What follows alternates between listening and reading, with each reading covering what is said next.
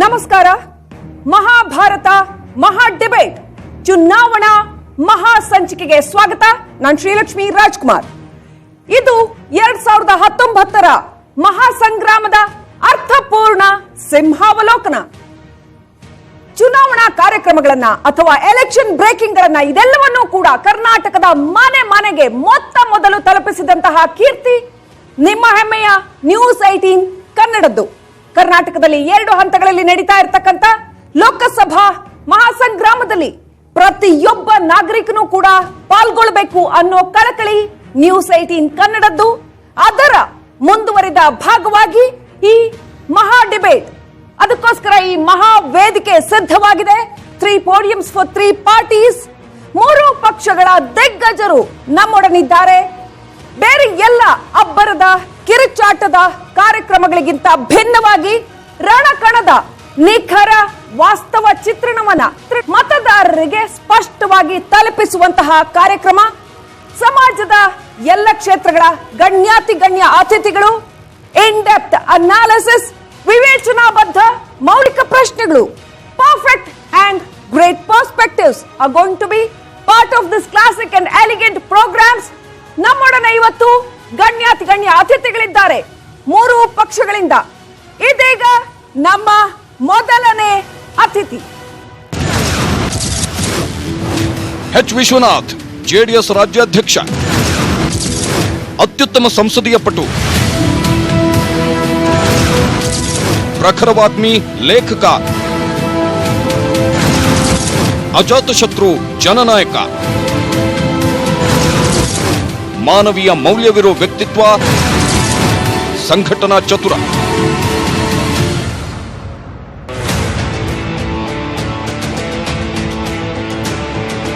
ಘನ ವಾಗ್ಚರ್ಯ, ಜನಪ್ರೀತಿಯ ಅತ್ಯಂತ ಭಾವುಕ ರಾಜಕಾರಣಿ, ಜನಪ್ರಿಯ ಮುಖಂಡ ಸರ್, ಕಾರ್ಯಕ್ರಮಕ್ಕೆ ಸ್ವಾಗತ.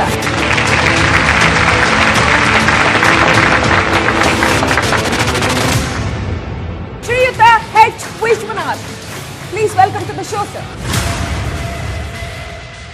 ಇನ್ನು ನಮ್ಮ ಎರಡನೆಯ ಅತಿಥಿ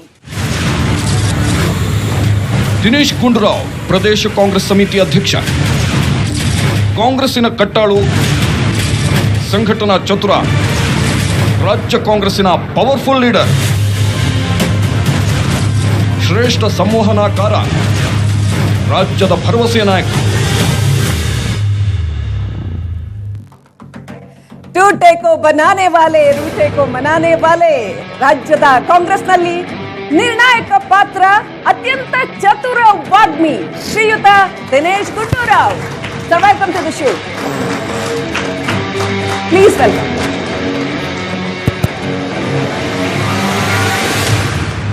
ಇನ್ನು ನಮ್ಮ ಮೂರನೆಯ ಅತಿಥಿ ಆರ್ ಅಶೋಕ್, ಪ್ರಧಾನಿ ಮೋದಿ ರ್ಯಾಲಿ ಉಸ್ತುವಾರಿ, ರಾಜ್ಯ ಬಿಜೆಪಿಯ ಪವರ್ಫುಲ್ ಲೀಡರ್, ಬಿಜೆಪಿಯ ಭವಿಷ್ಯದ ನಾಯಕ, ಯುವಕರ ಕಣ್ಮಣಿ, ಮಾಜಿ ಡಿಸಿಎಂ, ಸಂಘಟನಾ ಚತುರ. ಸಾಮ್ರಾಟ್ ಅಶೋಕ್ ಅಂತಾನೆ ಕರೀತಾರೆ. ಪ್ರಧಾನಿ ಮೋದಿ ಅವರ ರ್ಯಾಲಿಗಳ ಉಸ್ತುವಾರಿ, ಬೆಂಗಳೂರು ಬಿಜೆಪಿ ಆಧಾರ ಸ್ತಂಭ. Welcome to the show sir.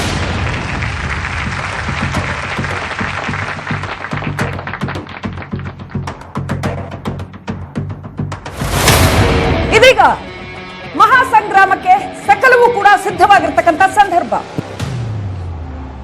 ಕಾರ್ಯಕ್ರಮದ ಮುಂದಿನ ಹಂತ, ಜನ ನಿಮ್ಮಗಳಿಗೆ ಯಾತಕ್ಕೋಸ್ಕರ ವೋಟ್ ಹಾಕಬೇಕು. ಮೊದಲ ಬಾರಿಗೆ ವೀಕ್ಷಕರೇ, ನ್ಯೂಸ್ 18 ಕನ್ನಡ 3 ಪಕ್ಷಗಳ ದಿಗ್ಗಜರನ್ನ ಒಂದೇ ವೇದಿಕೆಯ ಮೇಲೆ ಅವರ ವಿಚಾರಧಾರೆಗಳನ್ನ ಹಂಚಿಕೊಳ್ಳೋದಕ್ಕೆ ಅವಕಾಶ ಮಾಡಿಕೊಟ್ಟಿರ್ತಕ್ಕಂಥದ್ದು. ಅತ್ಯಂತ ಪ್ರಬುದ್ಧವಾದ ಒಳನೋಟಗಳಿಗಾಗಿ ನಾವು ಕಾಯ್ತಾ ಇದ್ದೇವೆ. ಸೊ ಮೊದಲನೆಯದಾಗಿ ಯಾತಕ್ಕೋಸ್ಕರ ಮತದಾರರು ಇವರಿಗೆ ವೋಟ್ ಹಾಕಬೇಕು ಕೇಳೋಣ. ಮೊದಲನೇದಾಗಿ ನಾನು ದಿನೇಶ್ ಗುಂಡೂರಾವ್ ಅವರಿಗೆ ಹೋಗ್ತೀನಿ. ಸರ್, ಜನ ನಿಮ್ಗೆ ಯಾತಕ್ಕೋಸ್ಕರ ವೋಟ್ ಹಾಕಬೇಕು? ನಿಮ್ಮೆದುರು ಸಾಕಷ್ಟು ಆಡಿಯನ್ಸ್ ಕೂತಿದ್ದಾರೆ, ಇವ್ರನ್ನ ಮತದಾರರು ಅಂತ ಅಂದ್ಕೊಳ್ಳಿ. Please convince them. ಅಂಡ್ ಕರ್ನಾಟಕದ 7 ಕೋಟಿ ಜನ ನಿಮ್ಮನ್ನ ನೋಡ್ತಾ ಇದ್ದಾರೆ. ಯಾತಕ್ಕೋಸ್ಕರ ಜನ ಕಾಂಗ್ರೆಸ್ ಪಕ್ಷಕ್ಕೆ ವೋಟ್ ಹಾಕಬೇಕು? ನೋಡಿ, ಕಾಂಗ್ರೆಸ್ ಪಕ್ಷದ ಅಧಿಕಾರ ಅವಧಿಯಲ್ಲಿ ಯಾವಾಗಲೂ ಕೂಡ ದೇಶದ ಪ್ರಗತಿ, ದೇಶದ ಅಭಿವೃದ್ಧಿ ಆಗಿರ್ತಕ್ಕಂಥದ್ದು. ಮತ್ತು 10 ವರ್ಷದ UPA ಕಾಲದಲ್ಲಿ ಅನೇಕ ಸಮಾಜವನ್ನು ಬದಲಾವಣೆ ಮಾಡ್ತಕ್ಕಂಥ ಕಾನೂನುಗಳು, NREGA, right to information act, right to food security act, tribal rights act, forest rights act, ಈ ಥರ ಅನೇಕ ಕ್ರಾಂತಿಕಾರಿ ಕಾನೂನುಗಳು ಮತ್ತು ಜನರಿಗೆ ಉಪಯುಕ್ತವಾಗ್ತಕ್ಕಂಥದ್ದು. ಮತ್ತು ನಮ್ಮ GDP ಗ್ರೋತ್ ಏನಿತ್ತು, ಎಕನಾಮಿಕ್ ಗ್ರೋತ್, NDA ಕಂಪೇರ್ ಮಾಡಿದ್ರೆ UPA was for better. Job creation we are better, employment, the economic industries we are better. ಪ್ರತಿಯೊಂದು ಕ್ಷೇತ್ರದಲ್ಲೂ ಕೂಡ ನಾವು ಕೆಲಸ ಮಾಡಿದ್ದೇವೆ.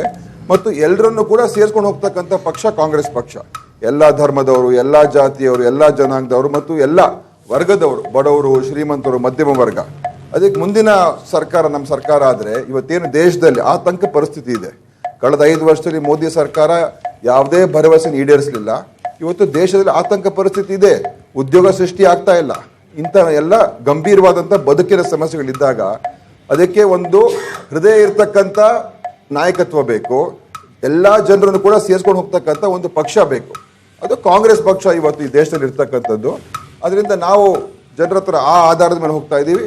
ಇವತ್ತು 5 ವರ್ಷದ ಟೋಟಲ್ ಫೇಲಿಯರ್ ಮೋದಿಯವರ ಸರ್ಕಾರ.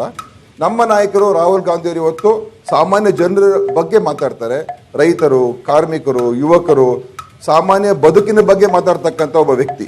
ಈ ರೀತಿಯಾದಂಥ ಒಂದು ಸರ್ಕಾರ ದೇಶದಲ್ಲಿ ರಚನೆ ಆದರೆ ಖಂಡಿತ ಭಾರತ ದೇಶಕ್ಕೆ ಒಳ್ಳೇದಾಗ್ತದೆ, ನಮ್ಮ ಐಕ್ಯತೆಗೆ, ಸಮಗ್ರತೆಗೆ ಒಳ್ಳೇದಾಗ್ತದೆ.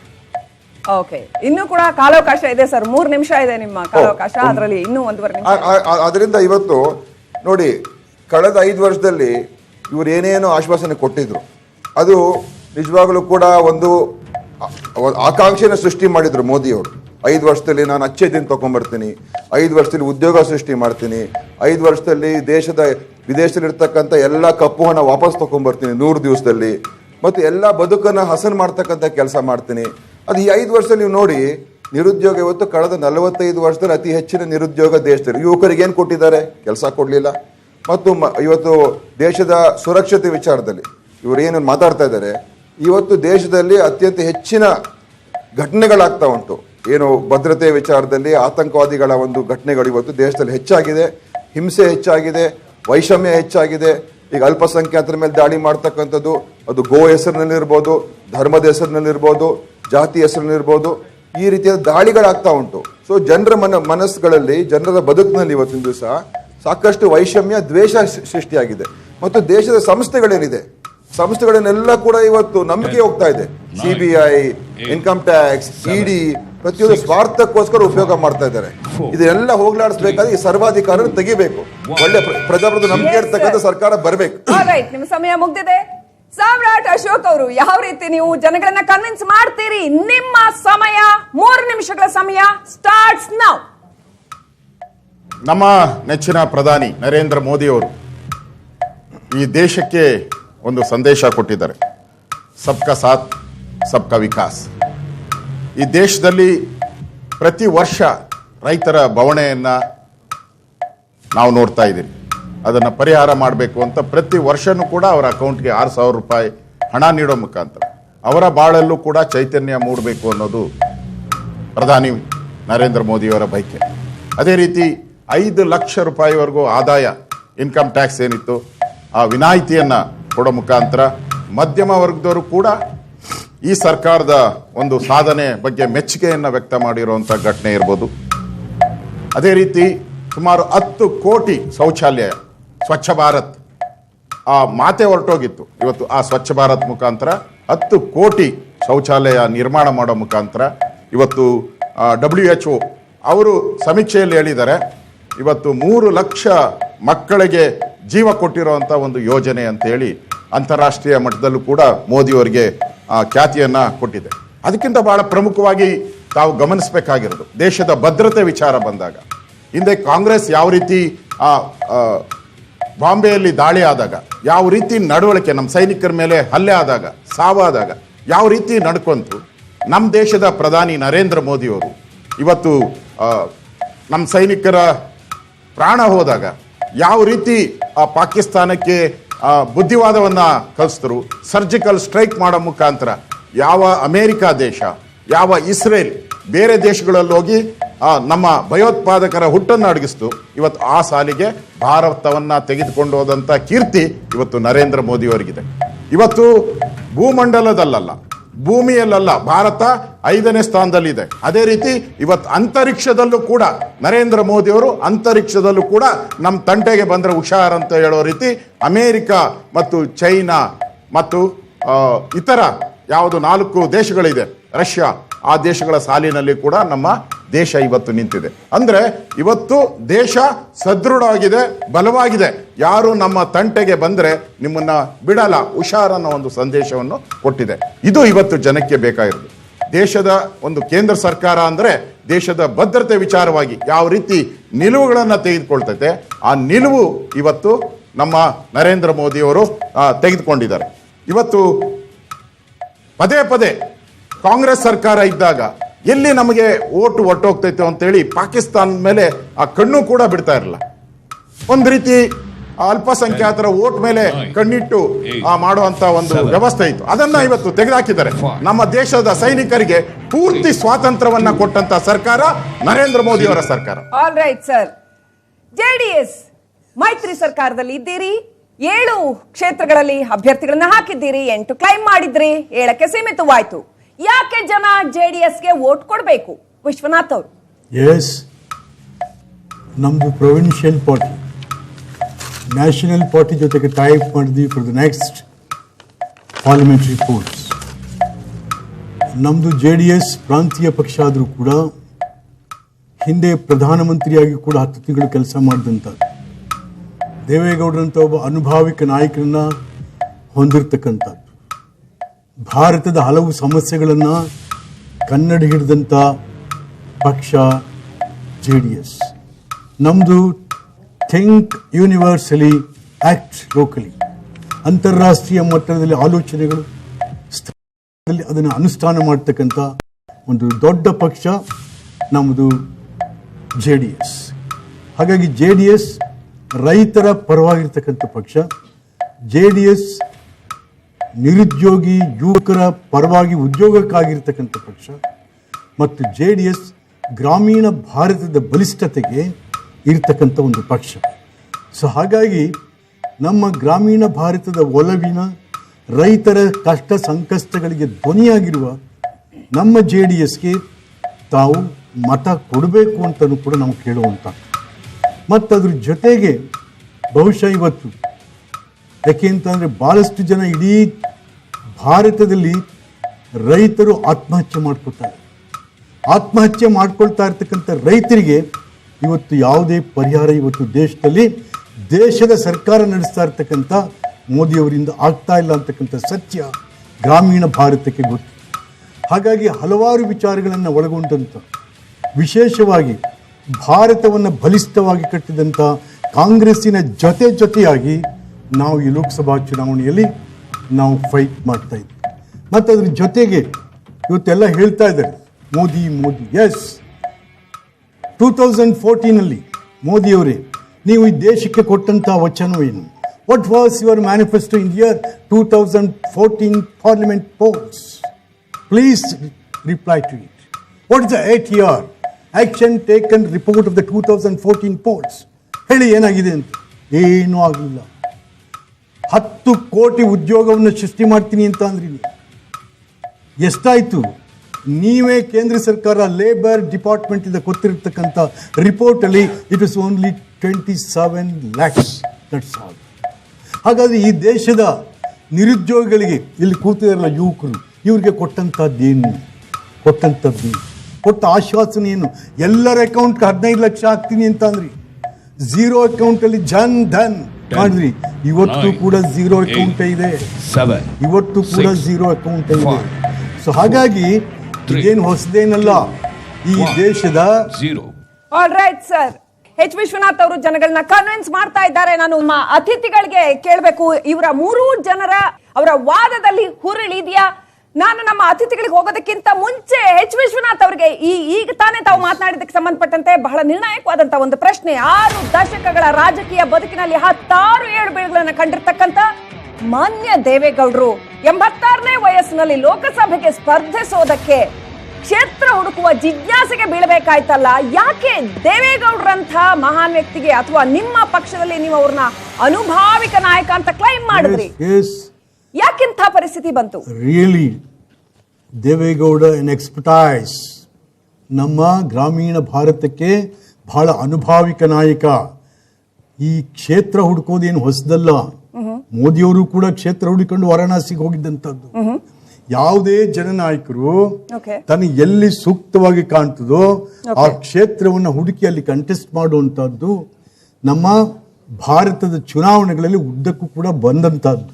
ಸೊ ಹಾಗಾಗಿ ಅದೇನು ವಿಶೇಷ ಇಲ್ಲ. ಒಂದು ಕ್ಷೇತ್ರ, ಒಂದು ಅಭ್ಯರ್ಥಿ, ಜನರ ಮತದಾನ, ಗೆಲುವು ಸೋಲುಗಳು ಆಗುವಂತಹದ್ದು. ಓಕೆ, ನಾನು ನಮ್ಮ ಅತಿಥಿಗಳಿಗೆ ರಿಕ್ವೆಸ್ಟ್ ಮಾಡೋದೇನು ಅಂತಂದ್ರೆ, ಯಾರಿಗೆ ಪ್ರಶ್ನೆ ಇದೆಯೋ ದಯವಿಟ್ಟು ಇಲ್ಲಿ ಪೋಡಿಯಂಗೆ ಬನ್ನಿ. ಈ ಮೈಕ್ ನಿಮ್ಮದು, ಇದನ್ನ ಉಪಯೋಗಿಸ್ಕೊಳ್ಳಿ. ಮೊದಲನೇದಾಗಿ ಬನ್ನಿ. ಹೆಸರು, ನಿಮ್ಮ ಬಗ್ಗೆ. ನಮಸ್ಕಾರ, ನನ್ನ ಹೆಸರು ಪಲ್ಲವಿ ಇಡೂರು ಅಂತ. ನನ್ನ ಪ್ರಶ್ನೆ ಇರೋದು ಆರ್ ಅಶೋಕ್ ಅವರಿಗೆ. ನಮಸ್ಕಾರ ಸರ್. ನಮಸ್ಕಾರ. ಈ 2014ರಲ್ಲಿ ಲೋಕಸಭಾ ಚುನಾವಣೆಗೆ ಬರುವಾಗ ನಿಮ್ಮ ಪಕ್ಷದ ವಿಚಾರಗಳು, ನೀವು ಜನರ ಮುಂದೆ ಬಂದಾಗ ನೀವು ಎತ್ತಿದ ವಿಚಾರಗಳು ಡೆವಲಪ್ಮೆಂಟ್ದು, ನೀವು ಎತ್ತಿದ ವಿಚಾರಗಳು ಭ್ರಷ್ಟಾಚಾರದ ಬಗ್ಗೆ, ನೀವು ಎತ್ತಿದ್ದು 2G ಅಂತ ಹಗರಣಗಳ ಬಗ್ಗೆ, ಅವುಗಳನ್ನೆಲ್ಲ ಮಾತಾಡಿ ನಾವು ಒಂದು ಸುಭದ್ರ ಸರ್ಕಾರ ಕೊಡ್ತೀವಿ, ಉದ್ಯೋಗ ಕೊಡ್ತೀವಿ, ಆಮೇಲೆ ನಾವು ದೇಶ ಕಾಯ್ತೀವಿ ಅನ್ನೋದನ್ನ ನಾವು ಚೌಕಿದಾರ್ ಅಂತ ನೀವೇ ಹೇಳ್ಕೊಂಡಿದ್ದೀರಿ. ದೇಶ ಕಾಯ್ತೀವಿ ಅನ್ನುವಂಥ ವಿಚಾರಗಳನ್ನು ಎತ್ತಿ ಈ ದೇಶದ ಪ್ರತಿಯೊಬ್ಬ ಬಡವನಿಗೂ ಪ್ರತಿಯೊಂದು ಫೆಸಿಲಿಟೀಸ್ ಸಿಗುವ ಹಾಗೆ ಮಾಡ್ತೀವಿ ಅನ್ನುವ ರೀತಿಯಲ್ಲಿ ನಿಮ್ಮನ್ನು ನೀವು ಪ್ರಾಜೆಕ್ಟ್ ಮಾಡಿಕೊಂಡು ನೀವು ಅಧಿಕಾರಕ್ಕೆ ಬಂದಿದ್ದು. 2019ರಲ್ಲಿ ಈಗ ಪುನಃ ಅಧಿಕಾರಕ್ಕೆ ನೀವು ಚುನಾವಣೆಗೆ ಹೋಗ್ತಾ ಇದ್ದೀರಿ. ನಿಮ್ಮ ಡೆವಲಪ್ಮೆಂಟ್ಸ್ ನೋಡಿದ್ರೆ, ನಿಮ್ಮ ಸರ್ಕಾರದ ಸಾಧನೆಗಳನ್ನು ನೋಡಿದ್ರೆ ಇಲ್ಲಿ ಬಡವರಿಗಾಗ್ಲಿ ಅಥವಾ ಸಾಮಾನ್ಯ ಜನರಿಗಾಗ್ಲಿ ಏನೊಂದು ಉಪಕಾರ ಆದ ಹಾಗೆ ಕಾಣಿಸ್ತಾ ಇಲ್ಲ. ಮೇಲ್ನೋಟಕ್ಕೆ ಇದು ಪ್ರತಿಯೊಬ್ಬರಿಗೂ ಕಾಣಿಸುವಂತ ವಿಚಾರ. ಬಹುಶಃ ಪಕ್ಷದ ಬಗ್ಗೆ ಬಹಳ ಪ್ರೇಮ ಇಟ್ಕೊಂಡವರು ಅದರ ವಿಚಾರವನ್ನ ಮಾತಾಡದೇ ಇರ್ಬೋದು. ಸಾಮಾನ್ಯವಾಗಿ ಜನರು ಯಾವ ತರ ಅನಲೈಸ್ ಮಾಡಕ್ಕೆ ಹೋದ್ರೆ ಅವರಿಗೆ ಇಲ್ಲಿ ಯಾವುದೇ ಡೆವಲಪ್ಮೆಂಟ್ಗಳು ಕಾಣ್ತಾ ಇಲ್ಲ. ಒಂದು, ದೇಶ ಬಿಟ್ಟು ಬಹಳಷ್ಟು ಉದ್ಯಮಿಗಳು ಓಡಿ ಹೋಗಿರೋದು, ಅದರಿಂದ ದೇಶಕ್ಕಾಗಿರುವ ನಷ್ಟ, ಡಿಮಾನಿಟೈಸೇಷನ್ ಇಂದ ಕಳೆದುಕೊಂಡಿರುವಂತ ಉದ್ಯೋಗಗಳು, ಆಮೇಲೆ ಉದ್ಯೋಗ ಸೃಷ್ಟಿ ಅಂತ ನೀವು ಹೇಳಿ ಕೂಡ ವರ್ಷಕ್ಕೆ 2 ಕೋಟಿ ಉದ್ಯೋಗ ಅಂತ ಹೇಳಿ ಕೂಡ ಏನು ಉದ್ಯೋಗ ಸೃಷ್ಟಿ ಮಾಡದೇ ಇರುವಂತದ್ದು, ಇಂಥದ್ದು ಇದಿಷ್ಟು ವಿಚಾರಗಳನ್ನು ಈಗ ಇಟ್ಕೊಂಡು ನೀವು ಪೊಲಿಟಿಸೈಸ್ ಮಾಡ್ತಾ ಇರೋದು. ದೇಶದ ರಕ್ಷಣೆಗೆ ನಾವು ಸರ್ಜಿಕಲ್ ಸ್ಟ್ರೈಕ್ ಮಾಡಿದೀವಿ ಅನ್ನುವಂತ ವಿಚಾರಗಳನ್ನ. ಹಾಗಾದ್ರೆ ಈ ಎಲೆಕ್ಷನ್ ಅಲ್ಲಿ ನಿಮ್ಗೆ ಡೆವಲಪ್ಮೆಂಟ್ ಬಗ್ಗೆ ಮಾತಾಡೋದಕ್ಕೆ ಮೋದಿ ಅಂದ್ರೆ ಡೆವಲಪ್ಮೆಂಟ್. ಕಳೆದ 5 ವರ್ಷದಲ್ಲಿ ಮೋದಿಯವರ ಸಾಧನೆ, ರಸ್ತೆಗಳ ಅಭಿವೃದ್ಧಿ ಇರ್ಬೋದು, ನಾನು ಈಗ ತಾನೇ ಹೇಳಿದೆ ರೈತರಿಗೆ ಸಹಾಯ ಮಾಡುವಂಥ ಯೋಜನೆಗಳಿರ್ಬೋದು, ಅದೇ ರೀತಿ ಸ್ವಚ್ಛ ಭಾರತ್ ಯೋಜನೆ, ಮಹಾತ್ಮ ಗಾಂಧೀಜಿಯವರು ಪ್ರಾರಂಭ ಮಾಡಿದಂಥ ಸ್ವಚ್ಛ ಭಾರತ್ ಯೋಜನೆ ಅದು ಮೂಲೆ ಸೇರಿತ್ತು. ಇವತ್ತು ಸ್ವಚ್ಛ ಭಾರತ್ ಯೋಜನೆ ಮುಖಾಂತರ ದೇಶದಲ್ಲಿ ಆರೋಗ್ಯ ಬಗ್ಗೆ ಕಾಳಜಿಯನ್ನು ವಹಿಸ್ತಕ್ಕಂಥ ಕೆಲಸವನ್ನು ಮಾಡಿದ್ದಾರೆ. ಭಾಳ ಪ್ರಮುಖವಾಗಿ ನೀವು ಹೇಳ್ತಾ ಇರುವಂಥ ದೇಶದ ರಕ್ಷಣೆ ವಿಚಾರದಲ್ಲಿ ಮೋದಿಯವರು ಮಾಡಿದ್ದೇನು ಅಂತ. ಇವತ್ತು ದೇಶದ ಪ್ರತಿಯೊಬ್ಬ ನಾಗರಿಕರು ಕೂಡ, ಹಳ್ಳಿಯಲ್ಲಿರೋರು ಕೂಡ ಮೋದಿಯವರ ಆ ಸರ್ಜಿಕಲ್ ಸ್ಟ್ರೈಕ್ ಬಗ್ಗೆ ಜನ ಮೆಚ್ಚುಗೆ ಮಾತಾಡ್ತಾ ಇದ್ದಾರೆ ಅಂದರೆ ಜನಕ್ಕೆ ಇಷ್ಟವಾಗಿದೆ ಅಂತೇಳಿ. ನಾನು ಅದನ್ನು ರಾಜಕಾರಣ ಮಾಡೋಕ್ಕೆ ಇಷ್ಟಪಡಲ್ಲ. ಆದರೆ ಒಂದು ಸರ್ಕಾರ ಅದೇ ರೀತಿ ದಾಳಿಗಳು ಭಾರತದ ಮೇಲೆ ಬೇಕಾದಷ್ಟು ದಾಳಿ ಆಗಿದೆ. ಆಗ ಇಲ್ಲಿ 4 ತಲೆಮಾರು, ನರೇಂದ್ರ ಮೋದಿಯವರಿಗೆ ಒಂದೇ ಒಂದು ತಲೆಮಾರು, ಅದು ಮುಂದಿನ ತಲೆಮಾರು ಇಲ್ಲ, ಅವ್ರಿಗೆ ತಲೆಮಾರಿಲ್ಲ. ಈ ಕಾಂಗ್ರೆಸ್ಸಿನ 4 ತಲೆಮಾರುಗಳು, ನೆಹರುವಿಂದ ಹಿಡಿದು ರಾಹುಲ್ ಗಾಂಧಿ ಅವರಿಗೆ ಈ ಥರ ಘಟನೆ ಆದಾಗ ಈ ಥರ ದೃಢ ನಿರ್ಧಾರ ಯಾಕೆ ತೆಗೆದುಕೊಂಡಿಲ್ಲ? ಪೋಖ್ರಾನಲ್ಲಿ ಅಣುಬಾಂಬ್ ಸ್ಫೋಟ ಮಾಡಬೇಕಾಯಿತು, ಹಿಂದೆನೇ ಅದಕ್ಕೆ ಅವಕಾಶ ಇತ್ತು ರೀ. ಶ್ರೀಮತಿ ಇಂದಿರಾ ಗಾಂಧಿ ಅವರ ಕಾಲದಲ್ಲೇ ಅವಕಾಶ ಇತ್ತು, ಯಾಕೆ ಮಾಡೋಕ್ಕಾಗಿಲ್ಲ? ಅಟಲ್ ಬಿಹಾರಿ ವಾಜಪೇಯಿ ಅವರು ಬರಬೇಕಾಯ್ತು. ಈ ಥರ ದೇಶದ ಭದ್ರತೆ ವಿಚಾರ ಬಂದಾಗ ಯಾವತ್ತೂ ಕೂಡ ಕಾಂಗ್ರೆಸ್ಸು ಎಲ್ಲಿ ನಮಗೆ ಪಾಕಿಸ್ತಾನಕ್ಕೆ ಏನಾದರೂ ಸಮಸ್ಯೆ ಆದರೆ ಭಾರತದಲ್ಲಿ ಅಲ್ಪಸಂಖ್ಯಾತರ ಓಟ್ಗೆ ತೊಂದರೆ ಆಗ್ತೈತೆ ಅಂತ ಒಂದೇ ಒಂದು ಕಾರಣಕ್ಕೋಸ್ಕರ ಯಾವುದೇ ಈ ರೀತಿ ಸರ್ಜಿಕಲ್ ಸ್ಟ್ರೈಕ್ ಇರ್ಬೋದು, ಈ ಥರದ ಕೆಲಸವನ್ನು ಮಾಡ್ತಾ ಇರಲ್ಲ. ಆದರೆ BJP ನರೇಂದ್ರ ಮೋದಿಯವರು ಯಾವ ನಮ್ಮ ಸೈನಿಕರಿಗೆ ನೋವಾಗಿದೆ, ಸೈನಿಕ ಸತ್ತಿದ್ದಾನೆ, ಅದಕ್ಕೆ ಸರಿಯಾದಂಥ ಪಾಠ ಕಲಿಸ್ಬೇಕು ಅಂತೇಳಿ ಸರ್ಜಿಕಲ್ ಸ್ಟ್ರೈಕ್ ಮಾಡಿದ್ದಾರೆ ಹೊರತು ಯಾವುದೋ ರಾಜಕಾರಣದ ಬೆನಿಫಿಟ್ ಆಗಬೇಕು ಅಂತ ಯಾವತ್ತೂ ಮಾಡಿಲ್ಲ. ದೇಶದ ವಿಚಾರ ಬಂದಾಗ ಪಕ್ಷ ಮುಖ್ಯ ಅಲ್ಲ. ಕ್ಲೈಮಿಂಗ್ ಇಟ್ ಫಾರ್ ಯುವರ್ ಇದು ಒಂದು ಸಾಧನೆ ಅಂತ ಎಲೆಕ್ಷನ್ ನೀವು ಕ್ಲೈಮ್ ಮಾಡ್ತಾ ಇದ್ದೀರಿ. ಯಾಕೆ ನಿಮ್ಗೆ ಓಟ ಹಾಕ್ಬೇಕು ಅಂತ ಕೇಳಿದಾಗ ನೀವು ಅದನ್ನ ಹೇಳಿದ್ರಿ, ಎಸ್ ನಾವು ಸರ್ಜಿಕಲ್ ಸ್ಟ್ರೈಕ್ ಮಾಡಿದೀವಿ ಅಂತ. ದೇಶದ ಅಲ್ಲಲ್ಲ, ದೇಶದ ಭದ್ರತೆ ವಿಚಾರ ಬಂದಾಗ ಬಿಜೆಪಿ ಯಾವ ರೀತಿ ಮೋದಿ ಅವ್ರು ನಡ್ಕೊಂಡ್ರು ಅನ್ನೋದ್ರ ಬಗ್ಗೆ ನಾನು ಹೇಳ್ತಾ ಇದ್ದೀನಿ. ಅದೇ ಡೆವಲಪ್ಮೆಂಟ್ ಬಗ್ಗೆನೂ ನಾನು ಹೇಳಿದೆ, ಇಷ್ಟೊತ್ತು ನಾನು ಪ್ರಾರಂಭ ಮಾಡಿದಾಗ ಹೇಳಿದೆ, ಸಬ್ಕಾ ಸಾಥ್ ಸಬ್ಕಾ ವಿಕಾಸ್ ಅಂತ ಮಾತು ಹೇಳಿದೆ. ಸ್ವಚ್ಛ ಭಾರತ್ ಯೋಜನೆ ಬಗ್ಗೆ ಹೇಳಿದೆ. ರಸ್ತೆಗಳು ಇವತ್ತು ಕರ್ನಾಟಕಕ್ಕೂ ಕೂಡ ಹಿಂದೆ ನಮ್ಮ ಬಿಜೆಪಿ ಸರ್ಕಾರ ಇದ್ದಾಗ ಕೇಂದ್ರದಲ್ಲಿ ಕಾಂಗ್ರೆಸ್ ಸರ್ಕಾರ ಇತ್ತು, ಅವರೆಷ್ಟು ಹಣ ಬಿಡುಗಡೆ ಮಾಡಿದ್ರು. ಇವತ್ತು ನಮ್ಮ ಸರ್ಕಾರ, ಮೋದಿಯವರ ಸರ್ಕಾರ ಎಷ್ಟು ಹಣ ಬಿಡುಗಡೆ ಮಾಡಿದೆ, ಅದಕ್ಕೆ ಡಿಬೇಟ್ ನಾನು ಕ್ವಿಕ್ ಆಗಿ ದಿನೇಶ್ ಗುಂಡೂರಾವ್ ಅವ್ರಿಗೆ ಏನಾದ್ರು ಕೌಂಟರ್ ಹೇಳೋದಿದೆಯಾ ಅಂತ ನೋಡಿ. ಇದರಲ್ಲಿ ಅನೇಕ ವಿಚಾರಗಳು ಅಶೋಕ್ ಅವರು ಹೇಳ್ತಾ ಇರ್ತಕ್ಕಂಥದ್ರಲ್ಲಿ ಸತ್ಯಕ್ಕೆ ದೂರವಾಗಿರತಕ್ಕಂಥ ಮಾತುಗಳು. ಪೋಖ್ರಾನಲ್ಲಿ ಇಂದಿರಾ ಗಾಂಧಿ ಅವರೇ ಫಸ್ಟ್ ಅಣುಬಾಂಬಿನ ಸ್ಫೋಟ ಯಾವತ್ತೂ ಆಗಿತ್ತು. ಪಾಕಿಸ್ತಾನ ಮೇಲೆ ಅನೇಕ ಯುದ್ಧಗಳಾಗಿ ಪಾಕಿಸ್ತಾನ ಇಬ್ಬಾಗ ಮಾಡಿರತಕ್ಕಂಥ ಕೀರ್ತಿ ಇಂದಿರಾ ಗಾಂಧಿ ಅವ್ರಿಗಿದೆ. ಒಂದು ಸರ್ಜಿಕಲ್ ಸ್ಟ್ರೈಕ್ ಅಲ್ಲ, ದೇಶವೇ ಇಬ್ಬಾಗ ಮಾಡಿದ್ರು. ಅದನ್ನ ಇಟ್ಕೊಂಡು ಚುನಾವಣೆಗೆ ಹೋಗ್ಬೇಕಾಗಿಲ್ಲ. ಚುನಾವಣೆ ಜನ ಕೇಳ್ತಾ ಇರೋದು ನಮಗೆ ಉದ್ಯೋಗ ಸಿಕ್ಕಿದ್ಯಾ, ಬೆಲೆ ಏರಿಕೆ ಏನಾಯ್ತು, ಈ ದೇಶದ ಆರ್ಥಿಕ ಬೆಳವಣಿಗೆ ಏನು, ಮಹಿಳೆಯರಿಗೆ ರಕ್ಷಣೆ ಏನು, ರೈತರಿಗೆ ಚುನಾವಣೆಗೆ ಹೋಗ್ಲಿಲ್ವಾ? ನನಗೆ ನೋಡಿ, ಈ ತರ ಇವತ್ತು ಇದನ್ನು ವೈಭವೀಕರಿಸಿ ಸರ್ಜಿಕಲ್ ಸ್ಟ್ರೈಕ್ ಕೂಡ ಸ್ಪಷ್ಟ ಮಾಹಿತಿಗಳಿದೆ. ಇವ್ರು ಬರೋದಕ್ಕಿಂತ ಮುಂಚೆನೂ ಕೂಡ 4 ಸರ್ಜಿಕಲ್ ಸ್ಟ್ರೈಕ್ಗಳು ನಮ್ಮ ಸರ್ಕಾರ ಇದ್ದಾಗಲೂ ಕೂಡ ಮಾಡಿದ್ರು. ಆದ್ರೆ ಅದನ್ನ ಹೆಚ್ಚು ಅದಕ್ಕೆ ಪ್ರಚಾರ ಕೊಟ್ಟಿರಲಿಲ್ಲ, ಗೌಪ್ಯವಾಗಿ ಮಾಡಿದ್ರು ಅಂತ. ಇವತ್ತು ಇವ್ರು 4 ವರ್ಷದಲ್ಲಿ ಒಂದು ಸಾಧಾರಣ ಸ್ಥಿತಿಗೆ ಬಂದಿರತಕ್ಕಂಥ ಜಮ್ಮು ಕಾಶ್ಮೀರ ಇವತ್ತು ಅಲ್ಲಿ ಪರಿಸ್ಥಿತಿ ಏನಾಗಿದೆ, ಇವರ 5 ವರ್ಷ ಅವಧಿಯಲ್ಲಿ ಚುನಾವಣೆ ಮಾಡಕ್ ಆಗ್ತಾ ಇಲ್ಲ. ಜಮ್ಮು ಕಾಶ್ಮೀರಲ್ಲಿ ದಿನನಿತ್ಯ ಘಟನೆಗಳು, ಇಲ್ಲಿ ಪಠಾನ್ಕೋಟ್, ಊರಿ ಮತ್ತು ಈ ರೀತಿಯಾದ ಅನೇಕ ದಾಳಿಗಳು ಏನಾಯ್ತು ಇವ್ರ ಕಾಲದಲ್ಲಿ ನಡೆದಿದೆ. ಇವತ್ತು ಒಂದು ದಿಟ್ಟ ಕ್ರಮ ನಮ್ಮ ಸೇನಾಪಡೆ ತಗೊಂಡಿದ್ದಾರೆ. ಅದನ್ನ ಇಟ್ಕೊಂಡಿರೋ ಡೆವಲಪ್ಮೆಂಟ್ ಅನ್ನ ಮುಚ್ಚುತ್ತಾ ಇದ್ದಾರೆ. ಏನು ಕೂಡ ಇವ್ರು ಹೇಳಿದ ಪ್ರಶ್ನೆಗೆ ಉತ್ತರನೇ ಕೊಡ್ಲಿಲ್ಲ. ಈಗ ರೈತರಿಗೆ 5 ವರ್ಷ ಏನೂ ಮಾಡ್ಲಿಲ್ಲ. ಚುನಾವಣೆ ನಾಳೆ ಇದೆ ಅಂತ ಹೇಳಿ ಕೊನೆ ಬಜೆಟ್ ನಲ್ಲಿ ಇವರು ನಾವು ಅವರಿಗೆ ತಿಂಗಳಿಗೆ 500 ರೂಪಾಯಿ ಕೊಡ್ತೀನಿ ಅಂತ ಘೋಷಣೆ ಮಾಡ್ಬಿಟ್ಟು ರೈತರಿಗೆ ಕೊಡ್ತೀನಿ ಅಂತ ಏನು ಈ ತರ ಒಂದು ಕ್ಲೇಮ್ ಮಾಡಿದ್ರೆ ಅವರು ಅನ್ಸುತ್ತೆ ಎಷ್ಟು ಹಿಪೋಕ್ರಸಿ ಇದೆ ಅಂತ. ವೋಟ್ಗೋಸ್ಕರ ಇವತ್ತು ಇಲ್ಲ ಕೊನೆ ಹಂತದಲ್ಲಿ ಅದು ನಮ್ಮ ಭರವಸೆ, ಕೊನೆ ಹಂತದಲ್ಲ ಅದು. ನಾವು ಮುಂದೆ ಸರ್ಕಾರಕ್ಕೆ ಬಂದ್ರೆ ನಾವು ಮಾಡ್ತೀವಿ ಅಂತ ಹೇಳ್ತಿದ್ವಿ. ನಾವು ಮೋದಿ ತರ ಮಹಾ ಸುಳ್ಳುಗಾರರಲ್ಲ. ಮೋದಿ ಅವರು ಏನೇನೇ ಹೇಳಿದ್ರು ಯಾವ್ದನ್ನು ಕೂಡ ಈಡೇರಿಸಲಿಲ್ಲ. ಆದ್ರೆ ಇವತ್ತು ಅದನ್ನ ದಾರಿ ತಪ್ಪಿಸೋದಕ್ಕೋಸ್ಕರ ಸರ್ಜಿಕಲ್ ಸ್ಟ್ರೈಕ್ ಅಂತೆ, ಸ್ಪೇಸ್ ಇಂದ ಸ್ಯಾಟಲೈಟ್ ಅನ್ನ ಹೊಡೆಯತಕ್ಕಂಥ ಶಕ್ತಿ ಪಡೆದಿದೀವಿ. ಆದ್ರೆ ಅದೆಲ್ಲ ಇರ್ಲಿ, ಸ್ಯಾಟಲೈಟ್ ಇವ್ರು ಬಂದಾಗ ಆಗಿರೋದ. ಇದೆಲ್ಲ ಕಳೆದ 50 ವರ್ಷದ ಸಾಧನೆ. ನೆಹರು ಅವ್ರ ಕಾಲದಿಂದ ಹಿಡಿದು ನಮ್ಮ ಸೈಂಟಿಸ್ಟ್ಗಳು, ನಮ್ಮ ಮಂಗಳಯಾನ ಆಯ್ತು, ಚಂದ್ರಯಾನ ಆಯ್ತು, ಸ್ಯಾಟಲೈಟ್ ಲಾಂಚ್ ಆಯ್ತು, ಎಲ್ಲ ಮಾಡಿದಾರಲ್ಲ. ಒಂದನ್ನ ಇಟ್ಕೊಂಡು ನೀವು ಅದನ್ನೇ ದೊಡ್ಡ ಸಾಧನೆ ಅಂತ ಹೇಳಿದ್ರೆ it is a failure of Mr. Modi's government. Yes, I am directly attacking. ಬರೀ ಸ್ಲೋಗನ್ಸ್ ಅಲ್ಲೇ ಮಾರ್ಕೆಟಿಂಗ್ ಮಾತ್ರ ಮೋದಿ ಅವ್ರ ಜೀನಿಯಸ್. ಆದ್ರೆ ಕಾಂಗ್ರೆಸ್ ಸರ್ಕಾರ ಕಳೆದ 4 ತಲೆಮಾರುಗಳಲ್ಲಿ ಬರೀ ಸ್ಕ್ಯಾಂಡಲ್ಗಳಲ್ಲಿ ನೋಡಿ, ಬರೀ ಇದೇ ಡೈಲಾಗ್. ಉತ್ತರನೇ ಕೊಡಲ್ಲ ಅವರು. Yes sir, IT, ED, CBI ಸಂಸ್ಥೆಗಳ ದುರ್ಬಳಕೆ ನಡೀತಾ ಇದೆ ನಿಮ್ಮ ಮೇಲಿನ ನೇರ ಆರೋಪ. ಕಾಂಗ್ರೆಸ್ ಅವರು ಅದರಲ್ಲಿ ಎಕ್ಸ್ಪರ್ಟ್ ಇದ್ದಾರೆ. ದೇಶದ ಮೇಲೆ ಇದು ನಾವು ಬಂದಿರೋದು 5 ವರ್ಷ. ಮೋದಿ 5 ವರ್ಷ ಸ್ವಾಮಿ. ಅದ್ರ ಹಿಂದೆ ಕಾಂಗ್ರೆಸ್ ಅವರು ಏನೇನು ದಾಳಿಗಳಾಗಿದೆ ಅದಕ್ಕೆಲ್ಲ ಉತ್ತರ ಇಡಿ ಇರ್ಬೋದು, ಸಿಬಿಐ ಇರ್ಬೋದು. 5 ವರ್ಷದಲ್ಲಿ ಬಹಳಷ್ಟು. ನಾನು ಒಂದೇ ನಿಮಿಷ ಮೊನ್ನೆ ನಡೆದಂತ ದಾಳಿ ಬಗ್ಗೆ ತಾವು ಮಾತಾಡ್ತೀರಾ, ಏನು ಮಂಡ್ಯದಲ್ಲಿ, ಹಾಸನದಲ್ಲಿ ನಡೆದ ಯಾವ ರಾಜಕಾರಣದ ಮೇಲೆ ಆಗಿದೆ? ಕಾಂಟ್ರಾಕ್ಟರ್ ಮೇಲೆ ಆದ್ರೆ ಶುಗರ್ ಫ್ಯಾಕ್ಟರಿ ಓನರ್ಗಳ ಮೇಲೆ ಆದ್ರೆ ನಿಮ್ಗೆ ಯಾಕೆ ಹೊಟ್ಟೆ ಉರಿ? ಕಾಂಟ್ರಾಕ್ಟರ್ಗಳ ಮನೆ ಮೇಲೆ ಮಾಡಿರೋದು ನಿಮ್ಗೆ ಯಾಕೆ ಹೊಟ್ಟೆ ಉರಿ ಬರ್ತಾ ಇದೆ? ನೀವು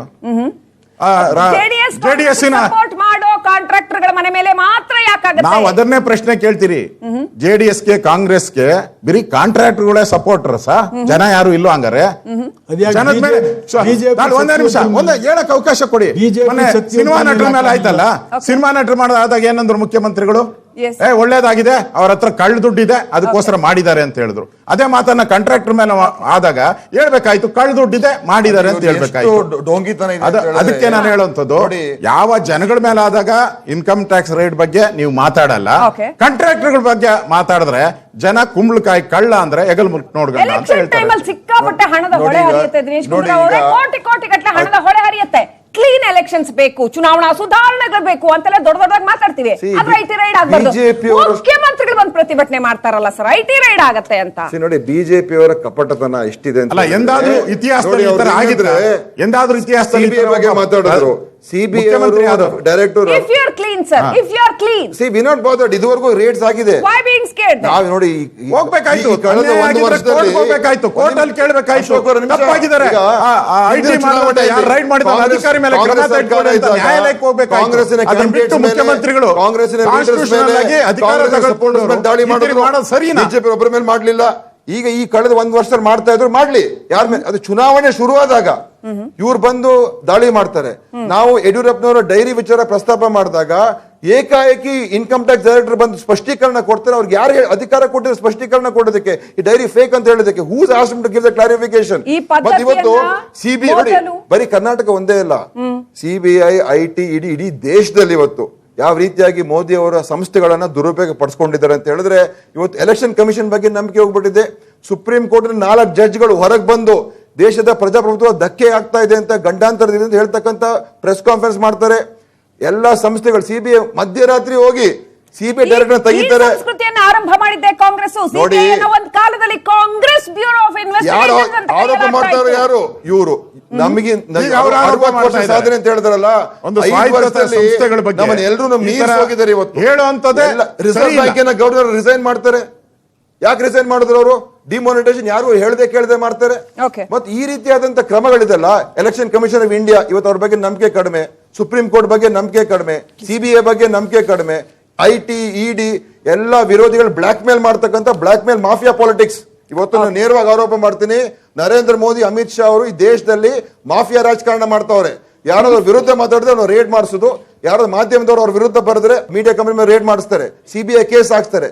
ಇದು ಮಾಫಿಯಾ ರಾಜ್. ಪಕ್ಷ ಬಿಟ್ಟು ಬನ್ನಿ,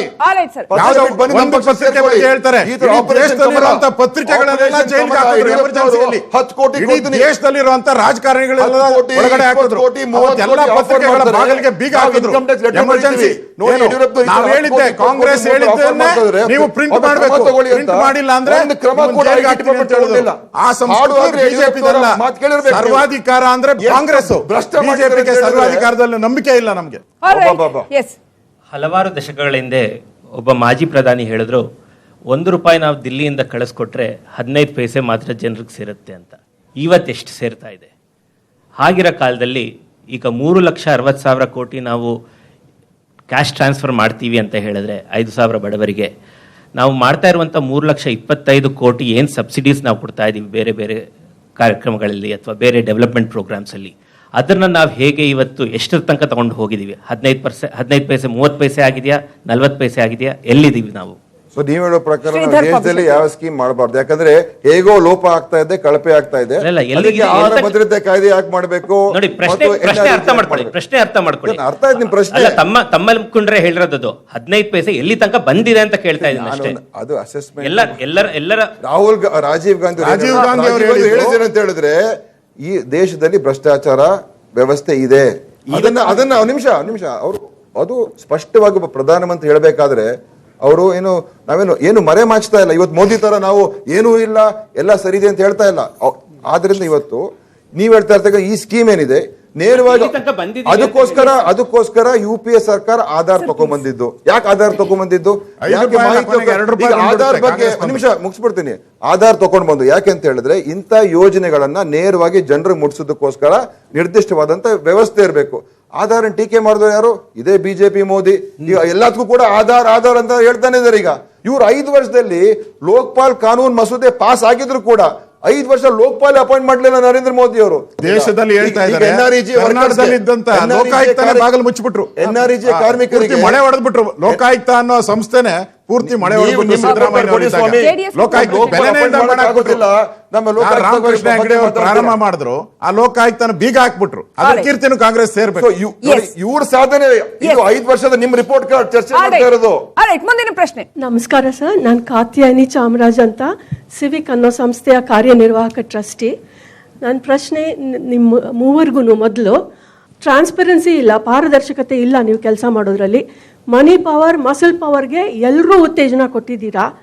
ಸೊ ಇನ್ನರ್ ಪಾರ್ಟಿ ಡೆಮಾಕ್ರಸಿ ತರೋದಕ್ಕೆ ಮತ್ತು ಮನಿ ಪವರ್, ಮಸಲ್ ಪವರ್ ಕಡಿಮೆ ಮಾಡೋದಕ್ಕೆ ಭ್ರಷ್ಟಾಚಾರ ನಿಮ್ಮಿಂದಲೇ ಶುರುವಾಗುತ್ತೆ.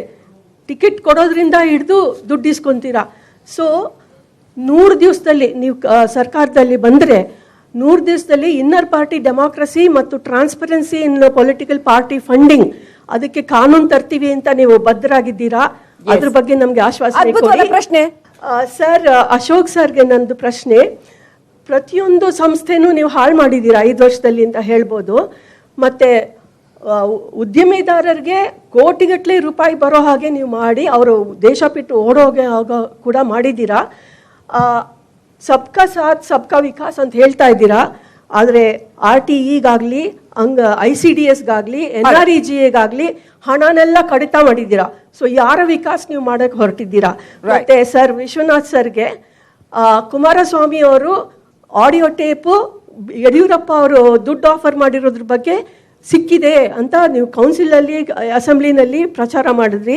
ಆಮೇಲೆ ಅದ್ರ ಬಗ್ಗೆ ಕ್ರಮ ಕೈಗೊಳ್ಳೋದು ಬೇಡ, ನಾನು ಯಾಕೆ ಲಿಂಗಾಯತರನ್ನ ಅಂಟಾಗನೈಸ್ ಮಾಡ್ಕೋಬೇಕು ಅಂತ ಹೇಳ್ತಾ ಇದ್ದೀರಾ. ಸೊ ನಿಮ್ಮ ಬದ್ಧತೆ ಏನು ಕರಪ್ಷನ್ ಕಡಿಮೆ ಮಾಡೋದಕ್ಕೆ? ರೈಟ್ ಮೇಡಮ್, ಅವ್ರ ಫಸ್ಟ್ ಪ್ರಶ್ನೆ ನಾನು ಕೇಳ್ಬಿಡ್ತೀನಿ, ನಮ್ಮ ಅಶೋಕ್ ಅವರು ಹೇಳಿ.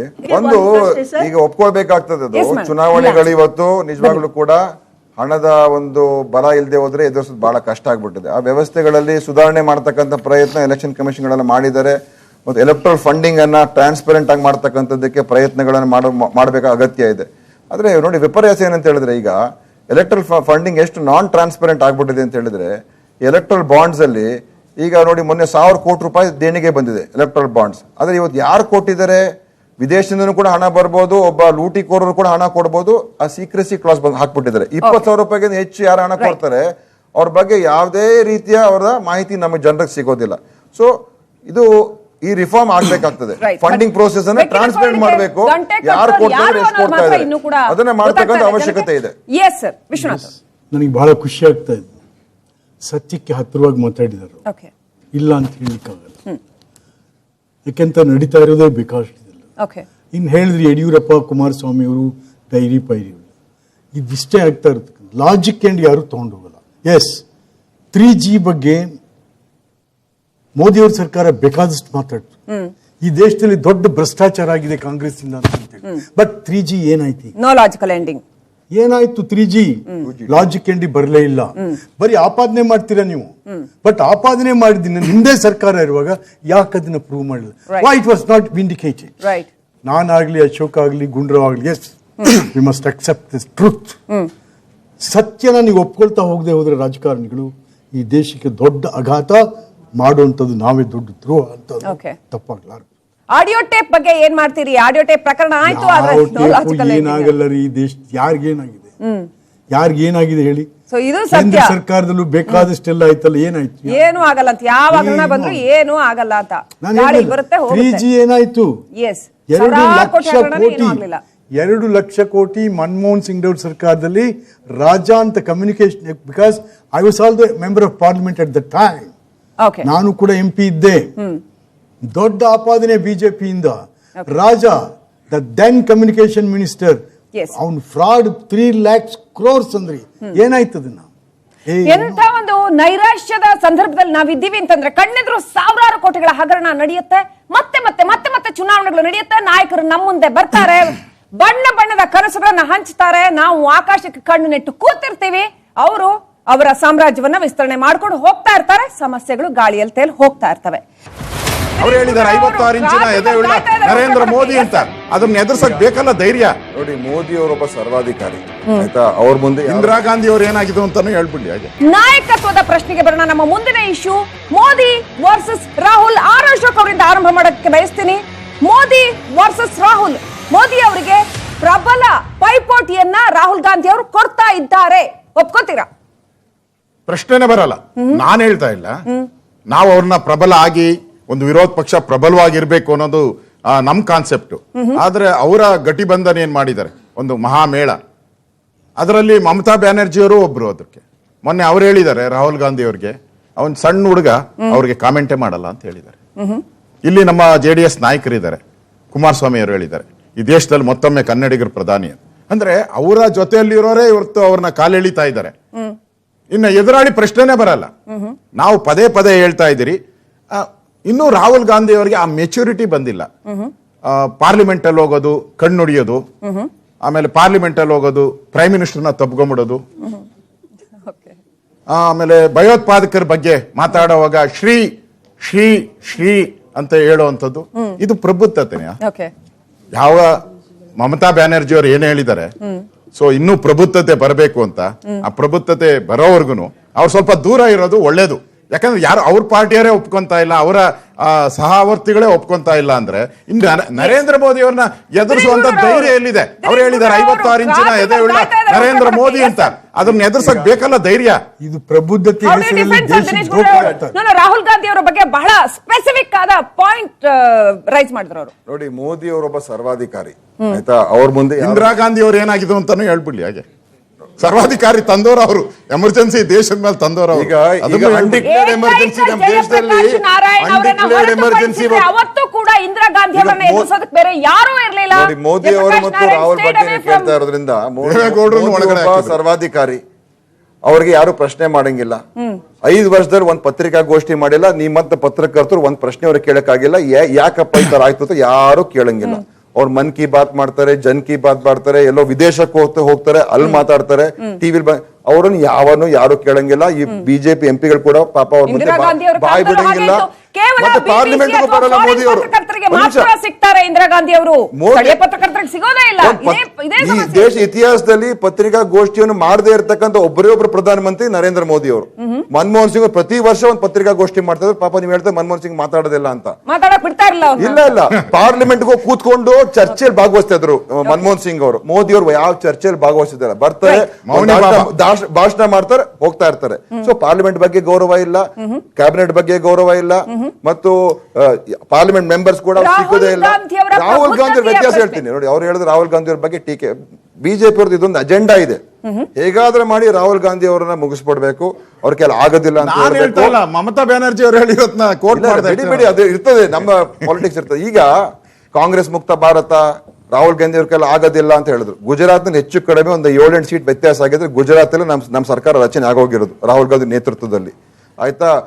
ಮಧ್ಯಪ್ರದೇಶ, ಛತ್ತೀಸ್ಗಢ ಪಾರ್ಲಿಮೆಂಟ್ ಅಲ್ಲಿ ಕಣ್ಣುಡಿಯೋದು ತಪ್ಕೊಳ್ಳೋದು ಎಲ್ಲ ಮಾಡ್ತಾರೆ. ನೋಡಿ, ಶ್ರೀ ಅಂತಾರೆ ಪಾರ್ಲಿಮೆಂಟ್ ಅಲ್ಲಿ ಅವರು ಒಂದು ಮೋದಿ ಅವ್ರನ್ನ ಅಟ್ಯಾಕ್ ಮಾಡಿದ್ಮೇಲೆ ನಿಮ್ಮ ಮೇಲೆ ನನಗೇನು ದ್ವೇಷ ಇಲ್ಲ, ವೈಯಕ್ತಿಕ ದ್ವೇಷ ಏನಿಲ್ಲ, ನನ್ನ ಪ್ರಶ್ನೆಗಳು ಎಲ್ಲ ಅವತ್ತೊಂದು ದಿವಸ ಏನು ಈ ರಫೇಲ್ ಬಗ್ಗೆ ಮತ್ತು ಬೇರೆ ವಿಚಾರ ಬಗ್ಗೆ ಭಾಷಣ ಮಾಡಿದ್ರು ರಾಹುಲ್ ಗಾಂಧಿ ಅವರು, ಯಾವ ಪ್ರಶ್ನೆಗೂ ಮೋದಿ ಉತ್ತರನೇ ಕೊಡ್ಲಿಲ್ಲ. ಅದಕ್ಕೆ ಅವ್ರು ಮೋದಿ ಉತ್ತರ ನೋಡಿದ್ರೆ 60 ವರ್ಷದಲ್ಲಿ ಏನಾಯ್ತು, ಹಿಂದೆ ಏನಾಯ್ತು, ಅಷ್ಟೇ ಅವ್ರ ಉತ್ತರ. ಸೊ ರಾಹುಲ್ ಗಾಂಧಿ ಅವರು ಈಗ ಮುಗಿಸೋದಕ್ಕೆ ಹೋಗಿದ್ದಾರೆ. ಆದ್ರೆ ಮಧ್ಯಪ್ರದೇಶ, ಛತ್ತೀಸ್ಗಢ ಇದೆಲ್ಲ ಗೆದ್ದ ಮೇಲೆ ಕಾಂಗ್ರೆಸ್ ಮುಕ್ತ ಭಾರತ ಅಜೆಂಡಾ, ಕಾಂಗ್ರೆಸ್ ಮುಕ್ತ ಭಾರತ ಅಜೆಂಡಾನೇ ಆಂಟಿ ಡೆಮೊಕ್ರಾಟಿಕ್ ಅಜೆಂಡಾ ಮೋದಿ ಅವ್ರದ್ದು. ವಿರೋಧ ಪಕ್ಷ ಇರಬಾರ್ದು, ವಿರೋಧ ಪಕ್ಷ ಮುಕ್ತ ಭಾರತ ಮಾಡಬೇಕು ಅಂತ ಅಲ್ಟಿಮೇಟ್ ಅಜೆಂಡಾ ಅವ್ರದ್ದು. ನಾನು ಒಬ್ಬನೇ ಇರಬೇಕು, ನಾನು ಹೇಳಿದ ಮಾತು ಕೇಳಬೇಕು ಅಂತ. ಸೊ ರಾಹುಲ್ ಗಾಂಧಿ ಅವರು ಒಬ್ಬ ಪ್ರಜಾಪ್ರಭುತ್ವ ನಂಬಿಕೆ ಇರ್ತಕ್ಕಂಥ, ಮತ್ತು ರಾಹುಲ್ ಗಾಂಧಿ ಅವರು ಒಂದು ನಿಮಿಷ ನೀವು ಮುಗಿಸ್ಬಿಡ್ತೀನಿ, last I finish off. Rahul Gandhi ಅವರು ಮಾತಾಡೋರು ಯಾರ ಬಗ್ಗೆ? ರೈತರ ಬಗ್ಗೆ ಮಾತಾಡ್ತಾರೆ, ಕಾರ್ಮಿಕರ ಬಗ್ಗೆ ಮಾತಾಡ್ತಾರೆ, ಯುವಕರ ಬಗ್ಗೆ ಮಾತಾಡ್ತಾರೆ, ಅವರ ಬುಡಕಟ್ಟ ಜನಾಂಗದವ್ರ ಬಗ್ಗೆ ಮಾತಾಡ್ತಾರೆ, ಸಾಮಾನ್ಯ ಜನರ ಬದುಕಿನ ಬಗ್ಗೆ ರಾಹುಲ್ ಗಾಂಧಿ ಅವರು ಮಾತಾಡ್ತಾರೆ. ಮೋದಿ ಅವ್ರದ್ದು ಯಾವಾಗಲೂ ಕೂಡ ದೊಡ್ಡ ದೊಡ್ಡ ಕಾರ್ಯಕ್ರಮಗಳು, ಅಮೆರಿಕಲ್ಲಿ ಹೋಗೋದು ಭಾಷಣ, ಇಲ್ಲೊಂದ್ ಕಡೆ ಹೋಗೋದು ಭಾಷಣ, ಎಲ್ಲ ಶ್ರೀಮಂತರು, ಅದಾನಿ, ಅಂಬಾನಿ, ಅವರು ಇವ್ರು ಕೂರಿಸ್ಕೊಂಡು ಇದುವರೆಗೂ ಒಬ್ಬ ರೈತರ ಮನೆಗೆ 5 ವರ್ಷದಲ್ಲಿ ಮೋದಿ ಹೋಗಿಲ್ಲ, ರೈತ ಒಂದು ಕಾರ್ಯಕ್ರಮ ಕೊಡ್ಲಿಲ್ಲ, ಯಾರು ಏನು ಮಾಡ್ಲಿಲ್ಲ ಮೋದಿ ಅವರು. ಕಳಕಳಿನೇ ಇಲ್ಲ ಅವ್ರಿಗೆ, ಕಾಳಜಿನೇ ಇಲ್ಲ. ಇರ್ಲೇಬಾರ್ದು ಭಾರತದಲ್ಲಿ.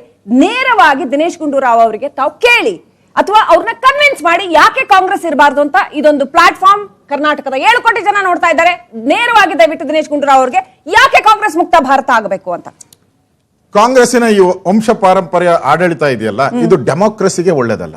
ನಾವು ಪ್ರಜಾಪ್ರಭುತ್ವದಲ್ಲಿದ್ದೀರಿ, ಅವರು ಅವ್ರ ಮಕ್ಕಳು, ಮೊಮ್ಮಕ್ಕಳು, ಮರಿಮಕ್ಕಳು ಈ ತರ ಹೋಗ್ತಾ ಇದ್ದಾರೆ, ಬೇರೆಯವ್ರಿಗೆ ಏನು ಅವಕಾಶ ಇದೆ? ಇದನ್ನ ಡೆಮೋಕ್ರಸಿ ಅಂತಾರ? ನೋಡಿ, ಡಿಕ್ಟೇಟರ್ ಅಂತಾರೆ. ಚುನಾವಣೆ ಮುಖಾಂತರ ರಾಹುಲ್ ಗಾಂಧಿ ಅವರು ಚುನಾವಣೆ ಚುನಾವಣೆಯಿಂದ ಗೆಲ್ತಾರೆ, ಚುನಾವಣೆ ಅಧಿಕಾರಕ್ಕೆ ಬರ್ತಾರೆ. ನೀವೇ ಹೇಳೋದಕ್ಕೆ ಕಾಂಗ್ರೆಸ್ ಇರಬೇಕು ಇರಬಾರ್ದು ಅಂತ. ಒಂದೇ ಒಂದು ನಾನು ಹೇಳುವಂತದ್ದು, ನಮ್ಮಪ್ಪ ಮಹಾರಾಜ ಆದ್ರೆ ಅವನ ಮಗನಿಗೂ ಅದೇ ರೀತಿ ಯೋಗ್ಯತೆ ಇರ್ತೈತೆ ಅಂತ ಏನು ನೋಡಿ, ಅಶೋಕ್ ಅವರ ಹಿಪೋಕ್ರಸಿ ಇರ್ಬೇಕಲ್ಲ, ಟ್ಯಾಲೆಂಟ್ ಇರ್ಬೇಕು. ಟ್ಯಾಲೆಂಟ್ ಮೇಲೆ ಜನಗಳ ಮುಂದೆ ಟ್ಯಾಲೆಂಟ್ ತಗೊಂಡು ಬರ್ಬೇಕು. ನಾನು ಅವ್ರ ಮನೆತನದಿಂದ ಬಂದಿದ್ದೀನಿ, ಅವ್ರ ವಂಶದ ಕುಡಿ ಅಂತ ಹೇಳಿ ಬರಬಾರ್ದು. ಡೆಮೋಕ್ರಸಿ ಅಂದ್ರೆ ಏನು, ಸಂವಿಧಾನ ಅಂದ್ರೆ ಏನು? ಸರ್ವಾಧಿಕಾರತ್ವದ ಪ್ರಶ್ನೆ ಪದೇ ಪದೇ ಬಂತು. ಹಿಂದೆ ಇಂದಿರಾ ಅವರಿಗೆ ಎದುರಾಳಿ ಯಾರೂ ಇರಲಿಲ್ಲ ಅನ್ನೋ ಪರಿಸ್ಥಿತಿ ಆಗಿತ್ತು. ಈಗ ನರೇಂದ್ರ ಮೋದಿ ಅವರಿಗೆ ಒಂದ್ ರೀತಿಯಲ್ಲಿ ಎದುರಾಳಿಯೇ ಇಲ್ಲ ಅನ್ನೋ ಪರಿಸ್ಥಿತಿ ಇದೆ ಅಂತ ಹೇಳಲಾಗ್ತಾ ಇದೆ. ಇಂದಿರಾ ಗಾಂಧಿ ಅವರು ಏನು ವಾಕ್ ಸ್ವಾತಂತ್ರ್ಯವನ್ನ ಕಿತ್ಕೊಂಡಿದ್ರು, ದೇವೇಗೌಡರು ಸೆರೆಮನೆಗೆ ಹೋಗೋ ಹಾಗಾಯ್ತು. ಈ ತರದ ಸಾಕಷ್ಟು ಘಟನೆಗಳು, ಉದಾಹರಣೆಗಳು ಇದ್ದಾವೆ. ಏನ್ ಹೇಳೋದಕ್ಕೆ ಬಯಸ್ತೀರಿ ನಾಯಕತ್ವದ ಬಗ್ಗೆ? ಇಂದಿರಾ ಗಾಂಧಿ ಅವ್ರ ಬಗ್ಗೆ ಯಾರು ಮಾತಾಡ್ಲಿಕ್ಕಾಗಲ್ಲ. She was iron woman of India. ಭಾರತದ ಹಲವು ರೀತಿಯಲ್ಲಿ ಭೀಮ ಹೆಜ್ಜೆಯನ್ನು ಇಟ್ಟಂಥವ್ರು. ಭಾರತ ಪಾಕಿಸ್ತಾನ ಮತ್ತು ಚೈನಾದ ವಿರುದ್ಧ ಯುದ್ಧ ಮಾಡಿಸಿದಂಥವ್ರು. ಪಾಕಿಸ್ತಾನವನ್ನು ಎರಡು ಮಾಡಿದ್ರಂಥವ್ರು. ಮತ್ತು ಈ ದೇಶದಲ್ಲಿ ಬಡವನಿಗೆ, ರೈತನಿಗೆ ಭೂಮಿ ಕೊಟ್ಟರು. Land reforms that's not easy. ಜಗತ್ತಿನಲ್ಲಿ ಯಾವ ದೇಶವೂ ಕೂಡ ಭೂ ಸುಧಾರಣಾ ಕಾನೂನನ್ನ ಇಂಪ್ಲಿಮೆಂಟ್ ಮಾಡಿ ಬಡವನಿಗೆ, ಭೂರಹಿತನಿಗೆ ಭೂಮಿ ಕೊಡಲಿಲ್ಲ. ಅದನ್ನು ಮಾಡ್ಲಿಕ್ಕೆ ಹೋದ ಒಬ್ಬ ಚಿಲಿ ದೇಶದಲ್ಲಿ ಅಲಂಡೆ ಅಂತಕ್ಕಂಥವನು. ಆದರೆ ಅವನ ರುಂಡವನ್ನು ಬೀದಿಲಿ ಚೆಂಡಾಡಿದ್ರು. ಸೊ ಹಾಗಾಗಿ ಇಂದಿರಾ ಗಾಂಧಿ ಅವರು ತಂದಂಥ 20 ಅಂಶದ ಕಾರ್ಯಕ್ರಮಗಳು ಬಡವನಿಗೆ, ರೈತನಿಗೆ, ಕಾರ್ಮಿಕನಿಗೆ, ವಿದ್ಯಾರ್ಥಿಗಳಿಗೆ, ಮಹಿಳೆಯರಿಗೆ ಹಲವಾರು ರೀತಿಯ ಕಾರ್ಯಕ್ರಮಗಳನ್ನು ತಂದಂಥ ಕೀರ್ತಿ ಇಂದಿರಾ ಗಾಂಧಿಯವರು. ಭಾರತವನ್ನು ಎಮರ್ಜೆನ್ಸಿ ಬಿಡ್ರಿ, ಅದನ್ನೇನು ಎಮರ್ಜೆನ್ಸಿ, ಏನ್ ತೊಂದರೆ ಆಯ್ತು? ನೋ, ಯಾರಿಗೇನ್ ತೊಂದರೆ ಆಯ್ತು ಎಮರ್ಜೆನ್ಸಿ ಒಳಗೆ?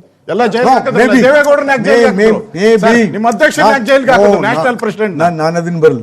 ಎಷ್ಟು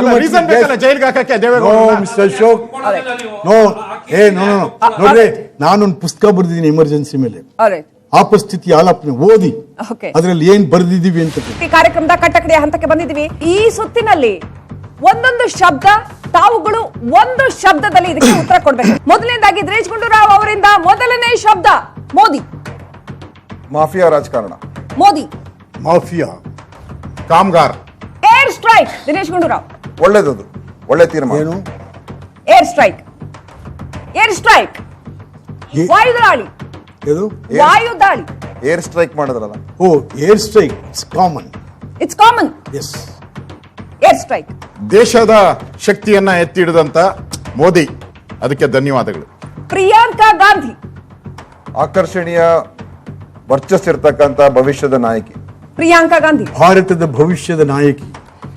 ಸೋಲಾಗ್ತೈತೆ ಅಂತೇಳಿ ಹೊಸ ನಾಯಕತ್ವವನ್ನ ಕೊಡ್ತಾ ಇದ್ದಾರೆ.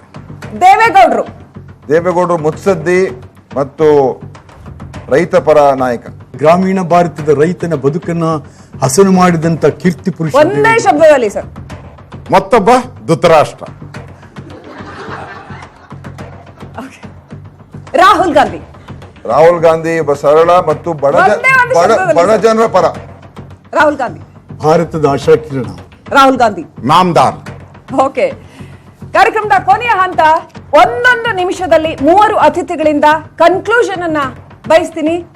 ಈಗ ಇಡೀ ದೇಶದ ಜನತೆ ಕಾಯ್ತಾ ಇರ್ತಕ್ಕಂಥ ಸಂದರ್ಭ. ವೋಟ್ ಮಾಡೋದಕ್ಕೆ ಕೆಲವೇ ದಿನಗಳಿದ್ದಾವೆ. ಮೊದಲನೇದಾಗಿ ನಾನು ಆರ್ ಅಶೋಕ್ ಅವರಿಂದ ಆರಂಭ ಮಾಡ್ತೀನಿ. ಆರ್ ಅಶೋಕ್ ಅವರೇ, ಏನ್ ಹೇಳೋದಕ್ಕೆ ಬಯಸ್ತೀರಿ ಈ ಸಂದರ್ಭದಲ್ಲಿ? ನಿಮ್ಮ ಕಾಲಾವಕಾಶ ಈಗ ಶುರುವಾಗುತ್ತೆ. 1 ನಿಮಿಷ.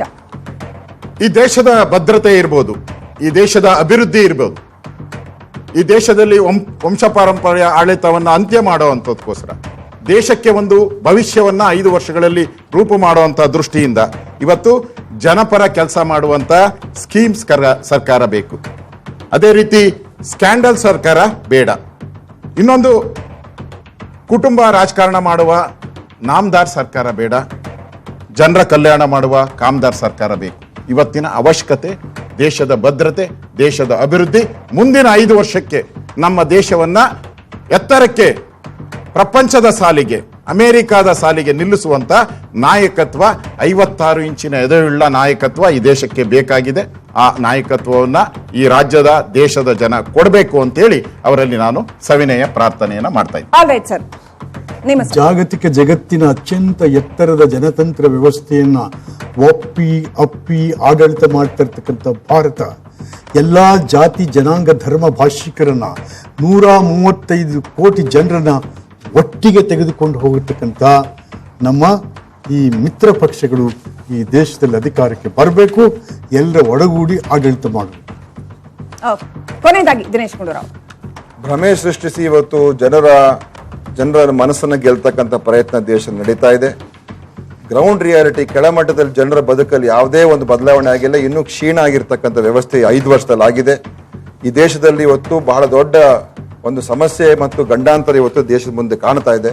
ಪ್ರಜಾಪ್ರಭುತ್ವವನ್ನು ಉಳಿಸ್ತಕ್ಕಂಥ ಮತ್ತು ಎಲ್ಲಾ ಜನರ ವರ್ಗ, ಜಾತಿ, ಧರ್ಮ, ಭೇದ ಭಾವ ಮರೆತು ನಾವೆಲ್ಲರೂ ಭಾರತೀಯರು ಅಂತ ಒಂದು ಭಾವನೆ ಸೃಷ್ಟಿ ಮಾಡ್ತಕ್ಕಂಥ, ಇವತ್ತು ನಮ್ಮ ಪಕ್ಷದ ಜೊತೆ ಇದ್ದರೆ ಮಾತ್ರ ನೀವು ಭಾರತೀಯರು, ನಮ್ಮನ್ನು ವಿರೋಧ ಮಾಡಿದ್ರೆ ನೀವು ರಾಷ್ಟ್ರ ವಿರೋಧಿಗಳಂತ ಬಿಂಬಿಸ್ತಕ್ಕಂಥ ಒಂದು ಕೆಟ್ಟ ಒಂದು ಪದ್ಧತಿಯನ್ನ ಹೋಗ್ಲಾಡಿಸ್ತಕ್ಕಂಥದ್ದು, ದೇಶ ಒಂದ್ ಮಾಡ್ತಕ್ಕಂಥ ಸರ್ಕಾರ ಬೇಕಾಗಿದೆ ಹೊರತು ಒಂದು ಪಕ್ಷದ ಪರವಾಗಿ ಮಾಡ್ತಕ್ಕಂಥದ್ದು ನಮ್ಗೆ ಹೋಗ್ತಕ್ಕಂಥದ್ದನ್ನ ನಾವು ಅದನ್ನ ತಳ್ಳಾಕ್ಬೇಕು. ಅದಕ್ಕೆ ದೇಶ ಮುಖ್ಯ. ಅದಕ್ಕೆ ದೇಶವನ್ನ ಒಂದಾಗಿ ತಗೊಂಡು ಹೋಗ್ತಕ್ಕಂಥ ಒಂದು ಪರ್ಯಾಯ ಸರ್ಕಾರ ದೇಶಕ್ಕೆ ಇವತ್ತು ಅವಶ್ಯಕತೆ ಇದೆ. ಆಲ್ರೈಟ್, ನಮ್ಮ ಮೂವರಿಗೂ ಕೂಡ ಅನಂತ ಧನ್ಯವಾದಗಳು.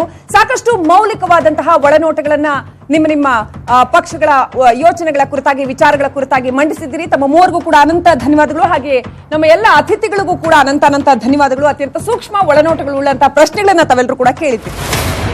ವೀಕ್ಷಕರೇ, ಅಂತೂ ಇಂತೂ 2019ರ ಲೋಕಸಭಾ ಮಹಾಸಮರ ನಮ್ಮೆದುರು ನಿಂತಿರ್ತಕ್ಕಂಥದ್ದು ಜಾಗತಿಕವಾಗಿ ಭಾರತ ಅತ್ಯಂತ ಸ್ಥಿತ್ಯಂತರದ ಒಂದು ಕಾಲಘಟ್ಟದಲ್ಲಿದೆ ಬೆಳವಣಿಗೆಯ ದೃಷ್ಟಿಯಿಂದ. ಈ ಸಂದರ್ಭದಲ್ಲಿ ಭಾರತದ ಈ ಚುನಾವಣೆ ಅತ್ಯಂತ ಮಹತ್ವದ ಒಂದು ವಿಚಾರ ಅಂತ ಹೇಳಬೇಕು. ಯಾವ ರೀತಿಯಲ್ಲಿ ಜನ ವೋಟ್ ಮಾಡ್ತಾರೆ ಅನ್ನೋದು ಬಹುಶಃ ಮುಂದಿನ ಹಲವು ವರ್ಷಗಳ ಈ ದೇಶದ ರಾಜಕಾರಣದ, ಈ ದೇಶದ ಅಭಿವೃದ್ಧಿಯ, ಈ ದೇಶದ ಜನರ ಚಿಂತನೆಯ ದಿಕ್ಕನ್ನ ನಿರ್ಧಾರ ಮಾಡಲಿದೆ. ಸೊ ಏನಾಗುತ್ತೆ ಚುನಾವಣೆಯಲ್ಲಿ ಕಾದು ನೋಡೋಣ. ಈ ದೇಶದ ಜನ ಯಾವತ್ತೂ ಕೂಡ ಪ್ರಬುದ್ಧತೆಯಿಂದಾನೇ ನಡ್ಕೊಂಡು ಬಂದಿದ್ದಾರೆ. ನಮಗೆ ಹೊಟ್ಟೆಗೆ ಹಿಟ್ಟಿಲ್ದಿದ್ರೂ ಪರವಾಗಿಲ್ಲ, ಯೋಚನೆಗೆ, ಪ್ರಜ್ಞಾವಂತಿಕೆಗೆ ಕಡಿಮೆ ಬಿದ್ದಿಲ್ಲ. ಅದನ್ನ ಉಳಿಸ್ಕೊಂಡು ಹೋಗೋಣ. ದಯವಿಟ್ಟು ಎಲ್ಲರೂ ಕೂಡ ಮತದಾನ ಮಾಡಿ ಅಂತ ಹೇಳ್ತಾ ಈ ಕಾರ್ಯಕ್ರಮವನ್ನು ಮುಗಿಸ್ತಾ ಇದ್ದೀವಿ. ನ್ಯೂಸ್ 18 ಕನ್ನಡ, ಜಾಲ ನಮ್ಮದು, ಬಲ ನಿಮ್ಮದು. Thank you.